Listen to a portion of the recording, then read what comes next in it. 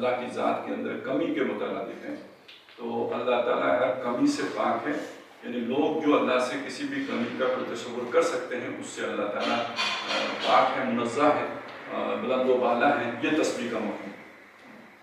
اور ساتھ یہ بات آئی کہ آسمانوں اور زمین، اور بعد دوسری جگہ پہ ما فی السماوات و ما فی الارض آیا ہے، یعنی جو کچھ آسمانوں میں ہے اور جو کچھ زمین میں ہے، اور جیسے یہاں پہ والارض کے ساتھ ما دوبارہ نہیں آیا ہے، تو یہ جب دو دفعہ آ جاتا ہے تو گویا تاکید، یعنی اس میں اضافہ ہو جاتا ہے، یعنی کوئی شے مستثنیٰ اس میں سے نہیں ہے۔ اور ان صورتوں میں یہ ماضی، یہاں پہ ماضی کا صیغہ ہے سبح، تسبیح کی، یعنی ماضی کی بات ہو رہی ہے، لیکن بعد جو چونکہ یہ 5 صورتیں ایسی ہیں جنہیں مسبحات ہم کہہ رہے ہیں جو اس حصے میں ہیں، ان 10 صورتوں میں جو ہے، تو ان میں سے بعض وہ ہیں کہ جن کے شروع میں مضارع کا صیغہ استعمال ہوا ہے کہ یسبح للہ ما فی السماوات و ما فی الارض، اور یہ دونوں تقریباً برابر 3 دفعہ استعمال ہوئے، بڑی صورتیں 5 ہیں لیکن 3 دفعہ سبح للہ اور 3 دفعہ یسبح للہ ہے۔ وہ اس طرح آیا ہے کہ سورہ حشر میں دونوں آ گئے، سبح شروع میں آ گیا، آخر میں یسبح، تو اس طرح سورہ حدید اور اس کے بعد سورہ حشر اور سورہ صف، یہ 3 صورتیں ہیں جن کے شروع میں سبح للہ ما فی السماوات والارض یہاں پہ، اور اگلی 2 صورتوں میں ما فی السماوات و ما فی الارض، تو یہ 3 دفعہ ذکر ہو گئے۔ لیکن سورہ حشر کی جو آخر میں آئے ہیں کہ یسبح لہ ما فی السماوات والارض وہو العزیز الحکیم، اس کے آخر میں جا کے پھر آ گیا، تو گویا وہاں پہ بھی سبح کے بعد یسبح بھی آ گیا۔ اور اگلی جو 2 صورتیں ہیں سورہ جمعہ اور سورہ جمعہ کے بعد سورہ تغابن، ان کے شروع میں سورہ جمعہ کا آغاز ہے یسبح للہ ما فی السماوات و ما فی الارض اور الملک القدوس العزیز الحکیم، تو وہ ذرا اس میں زیادہ تفصیل آ گئی ہے، لیکن یہ یسبح سے اس کا آغاز ہے۔ اور سورہ تغابن میں اس کا آغاز ہے یسبح للہ ما فی السماوات و ما فی الارض لہ الملک و لہ الحمد وہو علی کل شیء قدیر، پہلی آیت اس کی ہے۔ تو اس طرح 3 مقامات ہیں کہ جہاں ماضی کا صیغہ استعمال ہوا ہے سبح للہ، اور 3 ہی مقامات ہوئے ہیں جہاں مضارع کا صیغہ استعمال ہوا ہے یسبح للہ۔ تو ایک جگہ یہ ہے جہاں ما فی السماوات والارض آیا ہے، باقی ساری جگہوں پہ ما فی السماوات و ما فی الارض آیا ہے۔ تو اگر ان دونوں چیزوں کو آپ جمع کریں گے جو میں نے ابھی وضاحت کی ہے، تو گویا اسے ہم کہتے ہیں کہ زمان و مکان پر محیط ہو گیا، یعنی ما فی السماوات و ما فی الارض جو ہے یہ مکان سے بحث کر رہے ہیں، کون و مکان، کائنات، موجودات، جو مخلوقات، یہ سارا ما فی السماوات و ما فی الارض، اس کو اس نے آتے میں دیا۔ اور سبح نے ماضی کو، یسبح نے مضارع کو، اور مضارع جو عربی کا ہے اس میں حال اور مستقبل دونوں ہوتے ہیں، لہذا سارا زمانہ اس میں آ گیا، تو زمان و مکان، یعنی ماضی میں بھی تسبیح ہوتی رہی، حال میں بھی تسبیح ہو رہی ہے، اور مستقبل میں بھی تسبیح ہوتی رہے گی، اور کہاں ہوتی رہے گی؟ ما فی السماوات و ما فی الارض، آسمان اور زمین میں، کون و مکان میں۔ تو گویا سارا زمان و مکان اس جو بھی یہ نیریشن ہے اس کے اندر مقید ہو گیا، اور اس کے اندر اس کا ذکر ہو گیا۔ تو اللہ کی تسبیح ہر شے بیان کرتی رہی، کر رہی ہے، کرتی رہے گی، جو شے آسمانوں میں ہے، جو شے زمین میں، یعنی پوری کائنات کی ہر شے اس کام میں لگی ہوئی ہے اور لگی رہے گی۔ یہ تو مفہوم ہو گیا اس پہلے حصے کا اس آیہ مبارکہ کے۔ اب اس کے بعد آخر میں اس میں 2 اللہ تعالیٰ کے نام آئے ہیں، العزیز، الحکیم۔ یہ جو اللہ کے نام ہوتے ہیں یہ ان کو صفات بھی، یعنی قرآن مجید میں یہ صفات بھی ہیں، اسماء و صفات ہم کہتے ہیں، 99 اسماء و صفات آئے ہیں۔ اور ایک جو بات کہی جاتی ہے وہ یہ ہے کہ جو معرب باللام ہو، یعنی جس کے اوپر الف لام لگا ہو، عزیز کے اوپر الف لام لگ گیا العزیز ہو گیا، اور حکیم کے اوپر الف لام لگ گیا تو الحکیم ہو گیا۔ تو یہ جو ہے اللہ تعالیٰ کی گویا وہ نام ہے، اور عزیز اور حکیم جو ہے وہ اللہ کی صفت ہے، یا اس کے برعکس بھی کہا گیا ہے۔ تو یعنی یہ کوئی اس میں یہ فرق کیا گیا ہے، یعنی دونوں چیزیں عزیز اور حکیم دونوں اسماء و صفات ہی میں آتے ہیں، لیکن یہ کہ اس میں پھر یہ الف لام کس پہ لگا ہوا ہے اور کس پہ نہیں لگا ہوا، اس کی بنیاد پر فرق کیا جاتا ہے۔ تو یعنی ایک کو اسماء کی کیٹیگری میں ڈال دیتے ہیں، دوسرے کو صفات کی کیٹیگری میں ڈال دیتے ہیں۔ اچھا، اب اس کا جو معنی و مفہوم کیا وہ بولتے ہیں ہمیں عزیز اور حکیم۔ عام طور پر آپ دیکھیں کہ قرآن مجید میں یہ مل کے آتا ہے، ان ربک عزیز الحکیم وہو العزیز الحکیم، یہاں پہ بھی العزیز الحکیم، یہ زیادہ جگہوں پہ آپ کو مل کے آئے گا، تو اس میں ایک ربط بھی ہے، وہ پہلے سمجھ لیتے ہیں۔ العزیز کا مفہوم کیا ہے؟ یہ لفظ عزت سے بنا ہے، وہی عزت جس کے ہم خواہاں ہوتے ہیں، اور عربی زبان میں عزت کا لفظ جو ہے یہ ذلت کے مقابلے میں استعمال ہے، اور ذلت کا لفظ ہمارے ہاں اردو میں رسوائی کے معنی میں استعمال ہے، جبکہ عربی میں رسوائی کے معنی میں استعمال نہیں ہوتا، کمزوری کے معنی میں استعمال ہوتا ہے۔ جسے پنجابی میں ماڑا کہتے ہیں، اردو میں کمزور کہتے ہیں، اور ہم کیا کہتے ہیں؟ لسا۔ تو لسے کے معنی میں، کمزور کے معنی میں، ماڑے کے معنی میں ذلیل کا لفظ استعمال ہوتا ہے، اور قرآن مجید میں استعمال ہے کہ وَأَنْتُمْ أَذِلَّةٌ، صحابہ اکرام سے کہا گیا کہ اللہ تعالیٰ نے تمہاری مدد کی، وَلَقَدْ نَصَرَكُمُ اللَّهُ بِبَدْرٍ وَأَنْتُمْ أَذِلَّةٌ، اللہ نے تمہاری بدر کے موقع پہ مدد کی جبکہ تم کمزور تھے۔ اب کیا ذلیل تو ترجمہ آپ وہ اردو والا تو نہیں کر سکتے، تو وہاں اذلہ کا معنی کیا ہوگا کہ تم کمزور تھے، تم لسے تھے، تم تھوڑے تھے، تمہاری طاقت اس کے مقابلے میں کم تھی۔ تو اب اس کمزور کے مقابلے میں کون سا لفظ آئے گا؟ طاقتور کا لفظ آئے گا، قوت والا لفظ آئے گا، زور آور کا لفظ آئے گا، وہ ہے اصل میں عزیز کا مفہوم۔ اس لیے آپ اس کا ترجمہ دیکھیں گے اکثر کیا ہوتا ہے زبردست۔ تو یہ جو زبردست ہے، دست تو کہتے ہیں ہاتھ کو، تو زبر یعنی زیر و زبر، تو زیر نیچے زبر اوپر، تو جس کا ہاتھ اوپر ہے، اوپر کس کا ہاتھ ہوگا؟ جس کا ہاتھ طاقتور ہوگا، تو زبردست یہ معنی ہم اس کا کرتے ہیں۔ تو العزیز کا مطلب زبردست یعنی طاقتور، یعنی قوت والا، یعنی طاقت والا۔ اب اس کی طاقت ہے کتنی؟ اس کی طاقت کا اندازہ اس سے لگائیں کہ کوئی پتا بھی جنبش نہیں کر سکتا اس کی اذن کے بغیر، یہ اس کی طاقت ہے۔ وما جو کوئی شے اور کوئی مصیبت نہیں آ سکتی اس کے اذن کے بغیر۔ وما ما اصاب من مصیبت فی الارض ولا فی انفسکم الا فی کتاب من قبل ان نبرأها، اور ما اصاب من مصیبت الا باذن اللہ، کوئی مصیبت نہیں آتی مگر اللہ کے اذن سے آتی ہے، اللہ کے حکم سے آتی ہے، اس کے اذن کے بغیر نہیں، اس کے لیے جو اب آپ یہاں پہ عزیز اور عزت اور غلبہ اور طاقت اور زبردستی کا اندازہ اس سے لگائیں کہ کوئی پتا اس کے اذن کے بغیر، اس کے حکم کے بغیر، اس کی اجازت کے بغیر، اس کی طرف سے NOC ملے بغیر جو ہے وہ کوئی شے کوئی موو نہیں کر سکتی، کوئی حرکت نہیں کر سکتی، کوئی پتا گر نہیں سکتا، کوئی کام ہو نہیں سکتا۔ اب آپ ذرا اس کو صرف علمی طور پر نہ سمجھیں، اسے اپلائی کریں، اس کا کیا مطلب ہوگا؟ فرعون نے جو کچھ کیا وہ اپنی مرضی سے کر سکتا تھا، اس نے بھی تو اپنی اس کی اللہ کا اذن تھا تو یہ سب کچھ ہوا نا، اللہ نہ چاہتا تو فرعون بھی یہ سب کچھ نہیں کر سکتا۔ اور موسیٰ علیہ السلام نے اللہ تعالیٰ سے اس کا گلہ بھی کر دیا، اللہ تو نے اس فرعون کو یہ طاقت، یہ مال، یہ دولت اس لیے دی ہے کہ ہمیں ستائے، ٹھیک ہے؟ تو موسیٰ علیہ السلام نے تو وہ بات اللہ سے کہہ بھی دی۔ تو اس بات کو سمجھ لیجئے کہ جو کافروں کے پاس بھی طاقت ہے وہ بھی اللہ کی دی ہوئی طاقت ہے، اور اگر اللہ نہ چاہے تو اپنی اس طاقت کا استعمال نہیں کر سکتے۔ اسی طرح جو کچھ شیطان کر رہا ہے وہ بھی اختیار میں اللہ سے بالاتر نہیں ہے، اگر اللہ نہ چاہے تو شیطان کچھ نہیں کر سکتا۔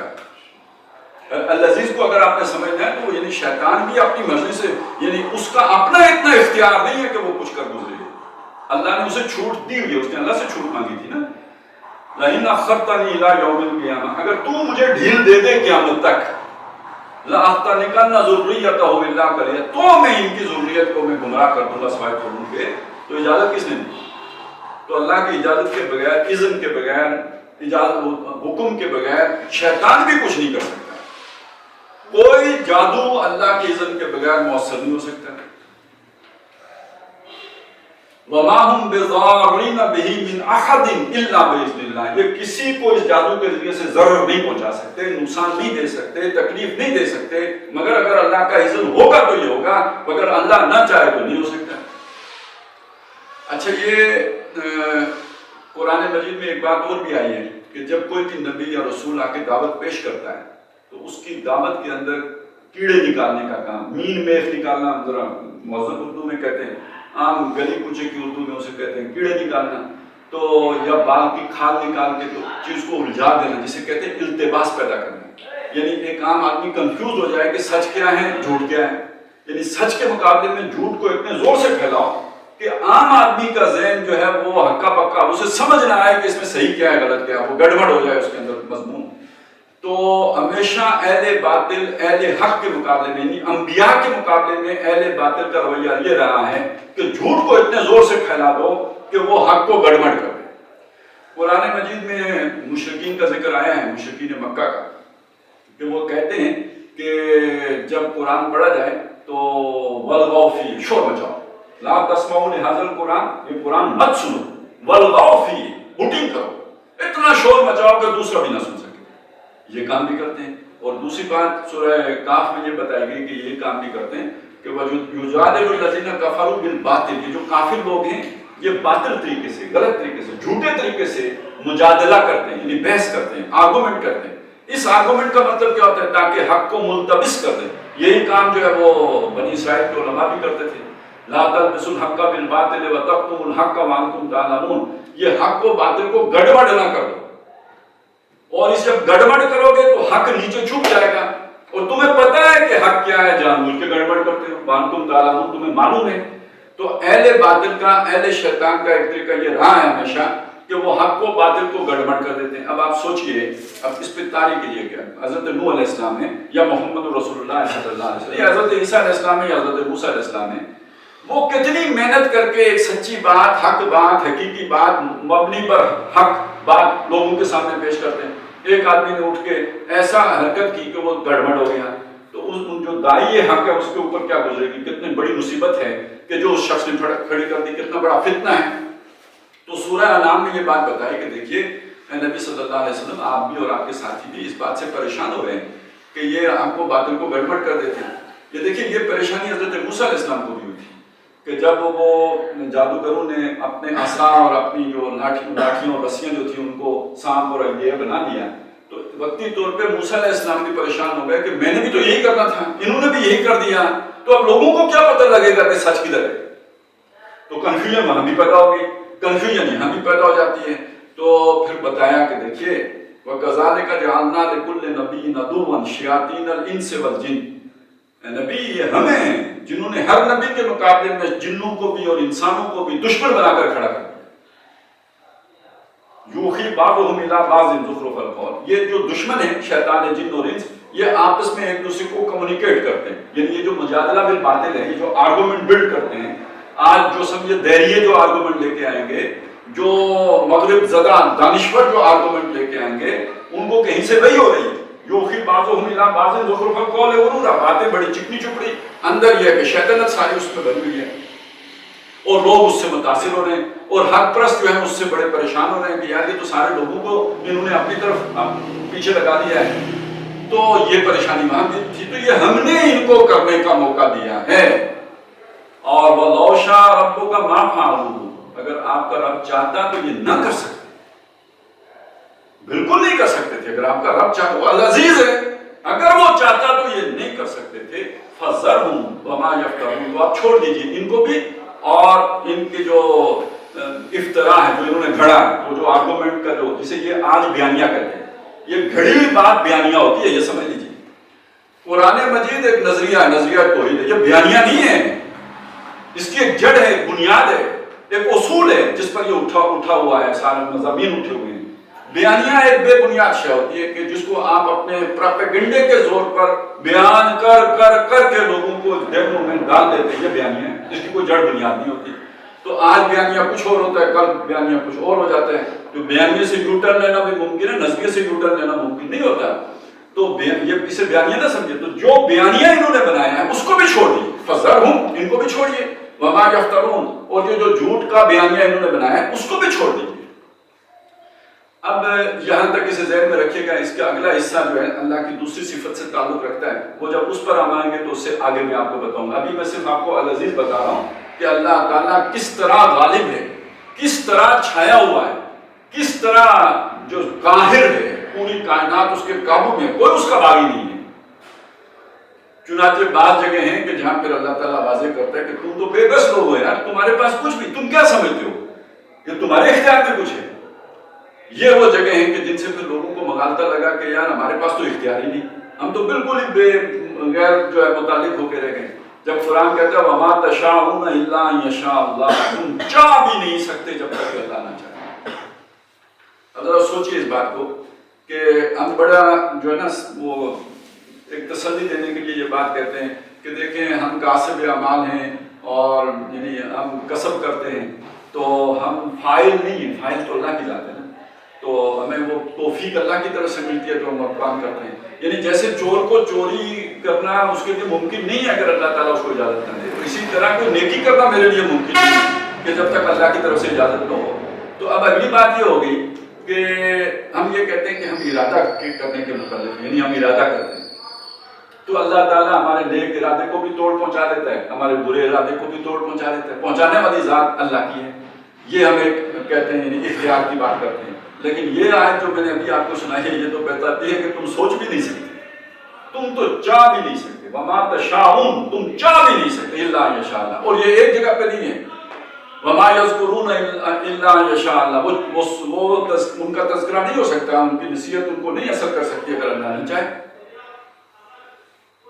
کسی کو ہدایت نہیں مل سکتی ہے، نبی آپ بھی ہدایت نہیں دے سکتے اگر اللہ نہ چاہے۔ تو ذرا اس بات کو سمجھیے کہ اس کے اندر کتنی گمبھیرتا ہے، اس کے اندر کتنا اللہ کے اختیار کا ذکر کتنا زور دے کر سمجھایا گیا۔ وَمَا تَشَاءُونَ إِلَّا أَن يَشَاءَ اللَّهُ، تم چاہ بھی نہیں سکتے جب تک کہ اللہ نہ چاہے۔ اور کوئی بھی شخص ویسے اپنے یہ جو ذہن کا پروسیس ہوتا ہے نا، ذرا گروم بھی نہیں کرے نا، یہ ہوتا کیسے؟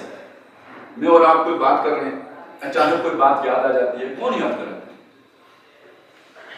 یعنی ہماری کوئی شعوری ایفرٹ تو نہیں ہوتی اس کے پیچھے، ہم نے کوئی سوچ کے تو وہ بات تو یاد نہیں کی ہوتی۔ اچھا ہمارا ایک تھنکنگ پروسیس چل رہا ہوتا ہے، کوئی شے معلومات میں تحت شعور میں پڑی ہوئی ہوتی ہے، وہ ہم نے چھانٹ کے نہیں نکالی ہوتی، وہ اٹھ کے اس لیول پہ آ جاتی ہے جہاں پہ آپ کی تھنکنگ چل رہی ہوتی ہے، وہ وہاں پہ کنیکٹ ہو کے نیا نتیجہ برآمد کر دیتی ہے۔ یہ کون جوڑ رہا ہوتا ہے دماغ میں چیزوں کو؟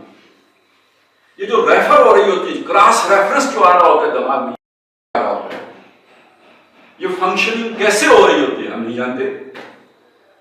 یہ کوئی شعوری بات تو نہیں ہوتی کہ میں سوچ لوں کہ بھائی میں یہ یوں سوچ رہا ہوں تو اب یہ بھی سوچوں تو اب یہ بھی سوچوں، تو سب کا سب جو ہے نا خود بخود ایک پروسیس ہے کہ جو دماغ کے اندر چل رہا ہوتا ہے، آٹو پہ ہوتا ہے۔ تو کہیں نہ کہیں سے ہدایت اسے مل رہی ہوتی ہے، اگر ادھر شیطان کی طرف سے ہدایت مل رہی ہوتی ہے تو ادھر بھی تو رحمان کی طرف سے ہدایت مل رہی ہوتی ہے۔ تو تم چاہ بھی نہیں سکتے اگر اللہ نہ چاہے۔ اس سے اللہ کے العزیز ہونے کا آپ اندازہ لگائیں۔ میں نے چند مثالیں دی اور بہت سی مثالیں اس میں کہ وہ کس طرح پوری طرح قابو یافتہ ہے۔ وہ میں یہ بتا رہا تھا کہ اس نے یہ بھی بتایا کہ یہ جانے والی بات بھی آئی، بے بسی کی بات یوں بھی بتائی کہ ابھی ہم نے جو سورت اس سے پہلے پڑھی ہے سورہ واقعہ، اس کے آخری حصے میں یہ بات آئی کہ اگر تم آزاد ہو، تمہاری مرضی ہے، آج ہم کہتے ہیں نا میرا جسم میری مرضی، اگر تمہاری مرضی ہے، یہ بندہ مر رہا ہے نا تمہارے سامنے، بچا دو نا اسے، ترجعونہا ان کنتم صادقین فلولا ان کنتم غیر مدینین، اگر تم واقعی کسی اور کے قابو میں نہیں ہو، تم سمجھتے ہو ہمارا اپنی مرضی چلتی ہے اور ہمارا کلی اختیار ہم جو چاہیں کریں، ہمیں کوئی روک ٹوک نہیں ہے، تو اگر ایسا ہی ہے تو یہ جو مر رہا ہے اس کو کیوں مرنے دے رہے ہو، اس کو بچا لو نا، ترجعونہا ان کنتم صادقین۔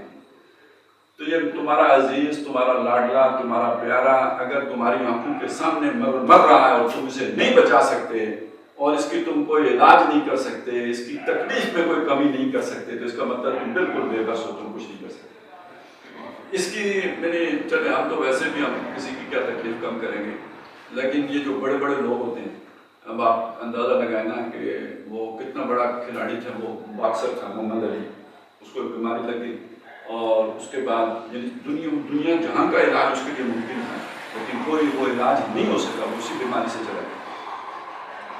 وہ مائیکل جیکسن، اس نے تو اپنی زندہ رکھنے کے لیے پتہ نہیں کتنے کھربوں روپے خرچ کر دیے، ڈالر خرچ کر دیے تھے، اور وہ اس نے اپنے لیے گردوں کا علیحدہ سے انتظام کر کے رکھا ہوا تھا، ہر شے کا متبادل انتظام پہلے سے کر کے رکھا ہوا تھا، لیکن چلا گیا، نہیں رک سکا۔ ابھی ہمارے جو ہے نا ہر دل عزیز سابق صدر کمانڈو جرنیل جناب پرویز مشرف مدعا ذلہ عالی، ان کا اللہ سایہ اور بھی دراز کرے ہمارے جو بھی حکمران ان کے سروں کے اوپر، تو وہ بھی کسی بیماری میں مبتلا ہو گئے. لوگوں کو ان سے محبت کتنی ہے آپ ذرا اندازہ لگائیں کہ جو بھی لوگ ہیں طاقت والے ان کو ان سے محبت کتنی ہے کہ وہ جج جس نے اس کے خلاف فیصلہ لیا تھا وہ گئے، مطلب اگلے جان ہی چلا گیا. اور بہت کچھ ہوا، میں اس ساری تفصیل میں نہیں جا رہا، اتنا پیارا ہے. لیکن جس مصیبت میں اللہ نے ڈال دیا اس سے نکال تو کوئی نہیں سکتا. ترجعونہا ان کنتم صادقین، اگر تم کچھ کر سکتے ہو، تم واقعی اتنی طاقتور ہو گئے ہو تو ذرا اسے صحت مند کر کے دکھاؤ نا، اس بیماری سے نکال کے دکھاؤ نا. یہ ہے انسان کی بے بسی، اور یہ ہے اب اس کو یہ لفظ آپ اللہ کے مقابلے میں جب لے کے آئیں گے تو یہ انسان کی ذلت ہے، پستی. ذلت اب رسوائی کے معنی میں نہ نہیں، اللہ کے سامنے بے بسی انسان کی کمزوری، لسا پن، لسا کہ انسان اللہ کے مقابلے میں بالکل لسا ہے، لم یلد. اور اس کے مقابلے میں اللہ العزیز. اچھا اب آگے اگلی بات آ گئی الحکیم. حکیم کا لفظ جو ہے ہا کاف میم مادے سے بنا ہے، کیاف جسے ہم کہتے ہیں، اور اس سے لفظ حاکم بھی بنتا ہے جس کا مطلب حکمران ہوتا ہے، اور اسی سے لفظ جو ہے مستحکم بھی بنتا ہے. استحکام اسی سے بنا ہے، اسی سے مستحکم بھی ہے. تو یہ میں کیوں بتا رہا ہوں؟ اس لیے بتا رہا ہوں کہ اس کے اندر ایک پختگی کا مفہوم ہے، پختگی، میچورٹی. اور یہ جو مفہوم ہے حاکم کا مطلب کیا ہوتا ہے کہ ظاہر ہے آج کل کے حکمرانوں کو چھوڑ دیجیے، پہلے وقت کے حکمران جو تھے وہ انٹلیکچوئل لوگ ہوتے تھے، اپنے معاشرے کے نہایت چنیدہ لوگ ہوتے تھے، پڑھے لکھے لوگ ہوتے تھے. کہتے تھے کہ کلام الملوک، جو بادشاہوں کا جو کلام ہوتا ہے وہ ملوک الکلام، تمام کلاموں کا بادشاہ ہوتا ہے. یعنی بادشاہ اپنے اس انداز میں بات چیت کیا کرتے تھے، یعنی ان کو بڑی حکمت کی باتیں عطا ہوتی تھیں، یا ان کے بڑے پڑھے لکھے لوگ ہوتے تھے. تو دوسری طرف یہ کہ بادشاہ کون بنے گا؟ اس زمانے میں کوئی آئین تو تھا نہیں، ٹھیک ہے نا، کہ بھائی الیکشن ہوئے جو جیتے گا اس کو بڑے پرامن طریقے سے انتقال اقتدار ہو جائے گا. نہیں، اس دن تو اس زمانے میں تو جو طاقت والا ہوگا، جو صحیح پھینٹی چڑھا دے گا، جو مستحکم ہوگا وہی اقتدار تک پہنچے گا. سروائیول آف دا فٹسٹ، یہ اصول، جو سب سے زیادہ طاقت والا ہوگا وہ حکمران بنے گا. یہی پرانے وقتوں میں یہی ہوتا تھا، طاقت والا اوپر جائے گا، یہ حاکم ہے. اور اس کا حکم رٹ آف دا گورنمنٹ، جب تک آپ کی گورنمنٹ مضبوط نہ ہو، طاقتور نہ ہو تو اس کی رٹ قائم نہیں رہ سکتی. تو یہ اس کے حاکمیت کے اندر یہ چیز شامل ہے، پختگی. اور حکیم کا معنی کے ساتھ جو پختگی آتی ہے وہ پختگی ہے اصل میں عقل کی پختگی، علم کی پختگی، فہم کی پختگی، سمجھ کی پختگی. یعنی ایک بہت ہی میچور پرسنالٹی، علم کے اعتبار سے، دانش کے اعتبار سے، وزڈم کے اعتبار سے، ایک ہم جسے ایک وائز مین کہہ سکیں، یہ معنی ہے الحکیم کا. اب ان دونوں صفات کا آپس میں تعلق ہے. آپس میں تعلق یہ انسان کی سطح پہ ذرا سوچیں، ابھی ذرا اللہ تعالیٰ کی ذات کو ایک طرف رکھیں، انسانی سطح پر سوچیں کہ جس کے پاس اتنا اختیار ہو کہ جو ہم نے عزیز میں دیکھا ہے، ٹھیک ہے، وہ کسی کو منہ لگائے گا، وہ کسی کی بات سنے گا، کسی کی طرف جو ہے وہ جو اس کی یعنی کوئی لفٹ کرانے کے لیے تیار ہوگا؟ نہیں، بالکل. جس کے پاس طاقت ہوگی وہ بکٹ جائے گا اور اپنی مرضی سے جائے گا. پولیٹیکل سائنس کا ایک اصول ہے کہ اتھارٹی ٹینڈز ٹو کرپٹ. جس کے پاس طاقت ہوتی ہے نا، اس طاقت کے اندر یہ رجحان ہوتا ہے کہ وہ کرپٹ ہو جائے، جبر کی طرف چلی جائے گی، فسطائیت کی طرف چلی جائے گی. یہ تو اتھارٹی کا یوں سمجھے جیسے حسن ہے نا، تو حسن کے ساتھ ناز نخرہ جڑا ہوا ہے، تو اسی طرح اتھارٹی کے ساتھ یہ فسطائیت جو ہے یہ جڑی ہوئی ہے. تو authority tends to corrupt and absolute authority corrupts absolutely. تو جہاں بھی جس شخصیت کو آپ جس نام پر بھی یہ اتھارٹی دے دیں گے وہاں پہ کرپشن لازمی آ جائے گا. آپ نے تقدس کے نام پر اگر پیروں کو سر پہ بٹھا لیا ہے کہ جو پیر صاحب فرمائے وہ حکم آخری ہوگا، تو سوال نہیں پیدا ہوتا کہ پیر صاحب سیدھے رہنا. پیر صاحب میں خرابیاں نہیں، اسی لیے تو پھر وہ آپ کو ایکسپلائٹ کریں گے، اور ہم کو تو میسر نہیں، مٹی کا دیا بھی گھر کا بجلی کے چراغ سے ہے روشن، ٹھیک ہے نا؟ تو اب وہ بجلی کے چراغ نہیں تو چلیں 4 کروڑ کی گاڑی تو ہوتی ہے نا. تو پیر صاحب کا معاملہ یہ، تو جس کے پاس بندوق ہوگی وہ کیوں نہیں کرپٹ ہوگا؟ سب سے بڑی کرپشن تو آئین شکنی ہے. مالی کرپشن کا نمبر بعد میں آتا ہے صاحب، جو بیسک کانٹریکٹ ہے جس کی بنیاد پر لوگ جو ہے نا مل کر رہ گئے ہوتے ہیں، اس کے اگینسٹ چلے جانا اپنی اس اتھارٹی کے بل پر، اپنی اس طاقت کے بل پر، اپنی اس لاٹھی اور بندوق کے زور پر، اور اس معقولیت کو چھوڑ کر، تو یہ اس سے بڑی کرپشن کوئی ہے نہیں. کیونکہ ہم نے غلامی میں زندگی بسر کی، ہمیں پتہ نہیں ہے کہ یہ بھی کوئی کرپشن ہوتی ہے. یہ بات سمجھانے کے لیے ہمیں ابھی مدت چاہیے ہوگی اپنی قوم کو سطح پہ لے کے آنے کے لیے کہ یہ ملک ہمارا ہے، اور یہ کہ اس کے ہم برابر کے شہری ہیں، اور اس میں جب کوئی اس کانٹریکٹ کو ڈسٹرکٹ کرتا ہے کہ جو ہم نے بنایا ہے، تو اس سے بڑی کرپشن کوئی نہیں ہوتی. اس کے بعد وہ کہے کہ جی میں کرپشن نہیں، میں مسٹر کریم، تو بھائی آپ کے آنے کا طریقہ ہی بدماشوں والا ہے، تو آپ کیسے کرپٹ نہیں ہو؟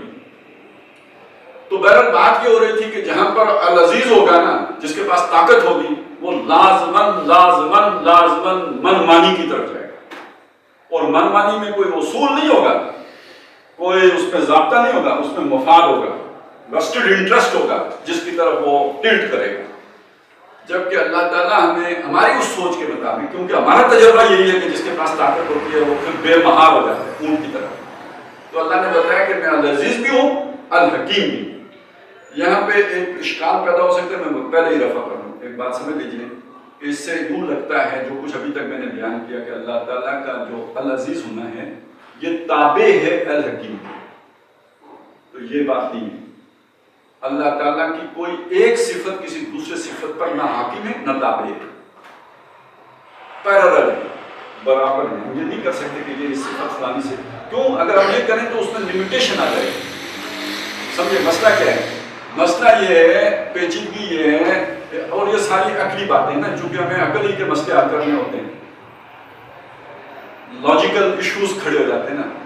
مسئلہ یہ ہے کہ بھائی سمیع اللہ ہے، اللہ سنتا ہے، میں نہیں سنتا ہوں، تو اشتراک ہو گیا یا نہیں ہو گیا؟ اللہ بھی سنتا ہے، میں بھی سنتا ہوں، اشتراک ہو گیا. اللہ دیکھتا ہے، میں بھی دیکھتا ہوں، اشتراک ہو گیا.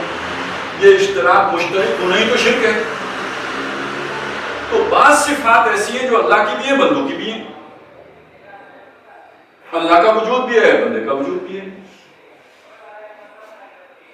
تو اب اس کا حل کیا ہے؟ اس کا حل ہے تین باتیں ذہن میں رکھیے تو وہ اس کا حل ہو جاتا ہے.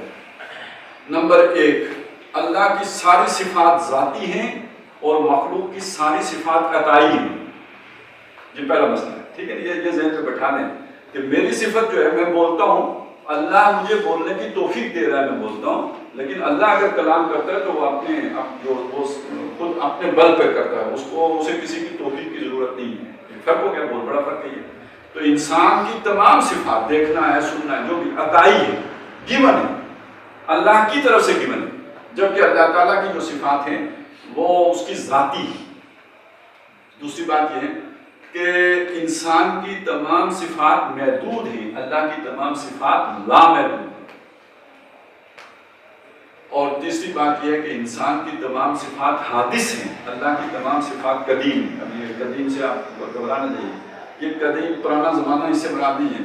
یہ حادث، یہ فلسفے کی اصطلاح ہے، ان کے اپنے اپنے معنی، اصطلاح کہہ رہا ہوں. اب آپ لفظی معنی کی طرف نہ جائیے، جو اس کی ڈیفینیشن ہے اس کو سامنے رکھیے کہ جو چیز کبھی وجود نہیں رکھتی تھی، ایک وقت میں اس کا وجود سامنے آیا ہے، اس کو ہم حادث وجود کہتے ہیں. فلسفے کی اصطلاح میں اسے حادث وجود کہا جاتا ہے. اس کے مقابلے میں جو وجود ہمیشہ سے ہے اور ہمیشہ برقرار رہے گا وہ قدیم وجود ہے. تو اللہ کا وجود قدیم، اللہ کی تمام صفات قدیم اور انسان کی تمام صفات حادث. آپ اگر 1970 میں پیدا ہوئے ہیں تو اس سے پہلے آپ نہیں سنتے تھے، اس کے بعد آپ نے سننا شروع کیا، اور جب آپ مر جائیں گے تو آپ نہیں سنیں گے.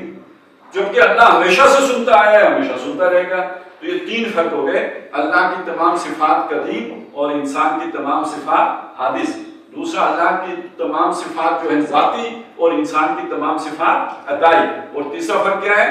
اللہ کی تمام صفات لامحدود اور انسان کی تمام صفات محدود۔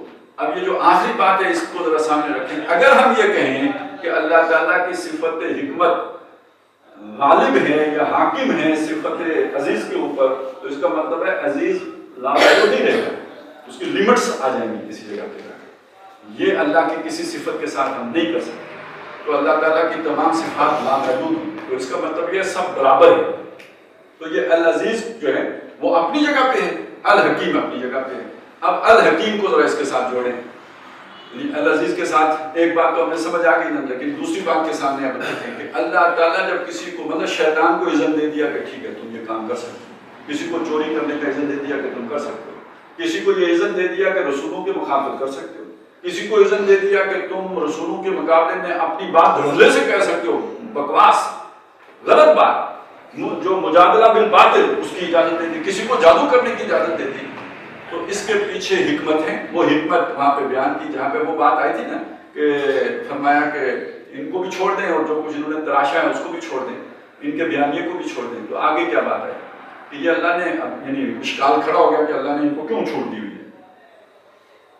اب اس کا جواب دیا، یہ چھوٹ اس کے دی وَلِتَسْقَىٰ إِلَيْهِ أَفْئِدَةُ الَّذِينَ لَا يُؤْمِنُونَ بِالْآخِرَةِ، تاکہ دنیا تو امتحان کے لیے اللہ نے بنائی، اس امتحان میں جب تک برابری نہیں ہوگی شر اور خیر کی تو امتحان تو نہیں ہو سکتا۔ اگر خیر کی دعوت ہوگی تو اس کے مقابلے میں شر کی دعوت بھی ہوگی، تو بندے کا پتہ چلے گا، اس کی صلاحیتیں استعمال ہو کر وہ خیر کی طرف پہچان کر خیر کی طرف آئے گا تو اس نے اللہ کی دی ہوئی نعمتوں کا صحیح استعمال کیا ہے۔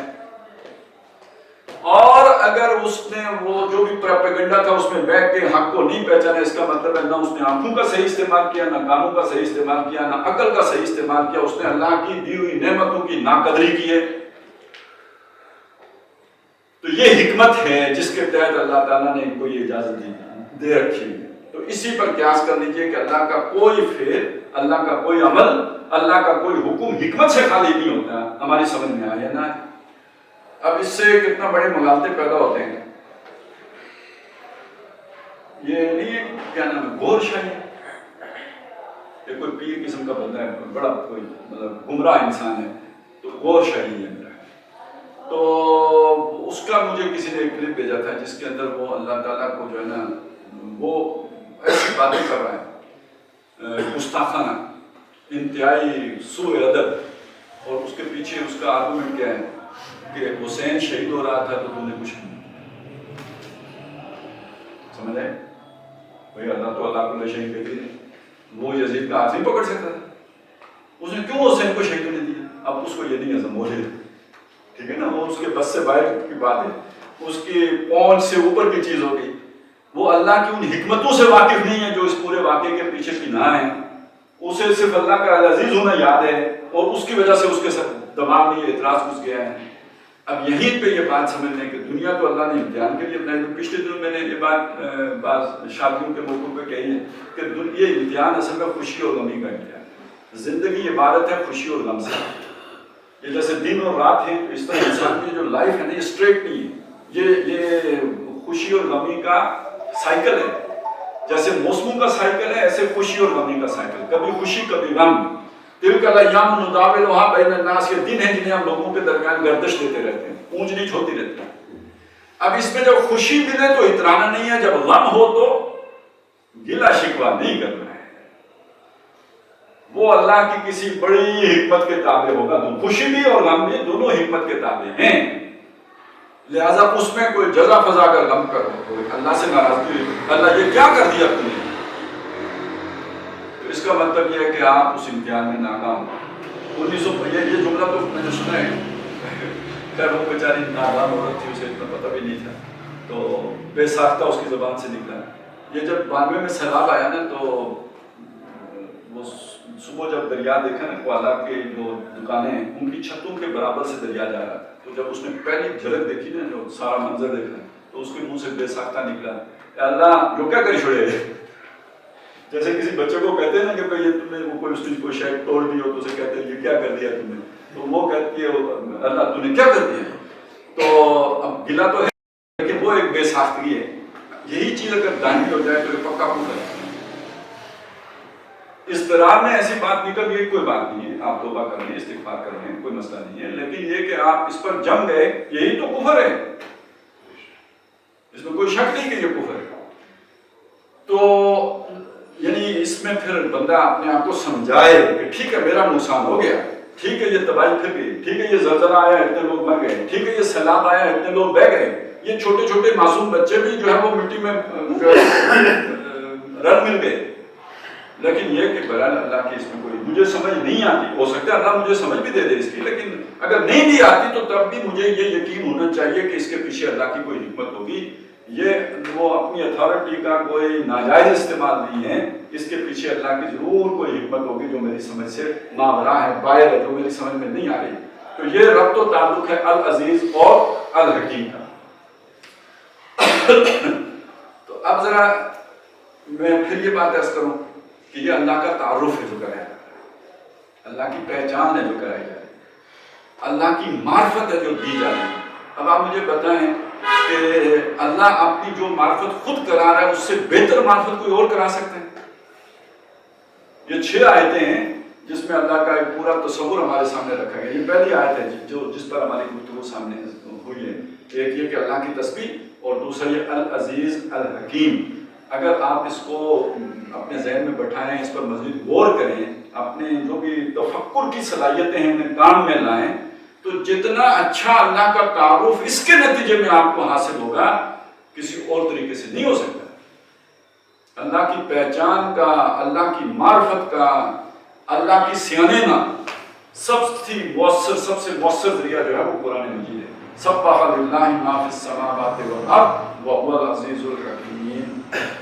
میرا خیال ہے آج اسی پہ اکتفا کرتے ہیں۔